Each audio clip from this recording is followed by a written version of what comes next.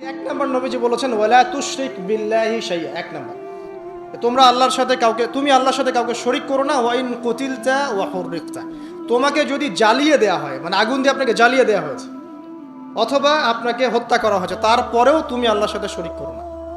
এখানে একটা চমৎকার হাদিস মনে পড়ে গেল যে একদিন দুই ব্যক্তি একটা গ্রামের মধ্য দিয়ে যাচ্ছে। এই হাদিসটা কিতাবুত তাওহীদ গ্রন্থের মধ্যে আছে। দুজন ব্যক্তি একটা গ্রামের মধ্য দিয়ে যাচ্ছে। সেই গ্রামের মানুষরা মূর্তি পূজারী।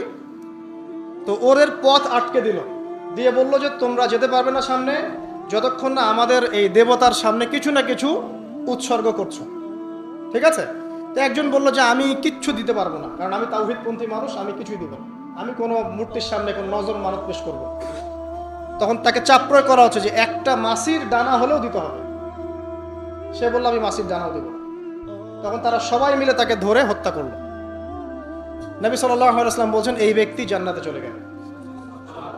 আর যে দ্বিতীয় বন্ধু, সেই বন্ধু বলছে আমার কাছে কিছু দেওয়ার নাই।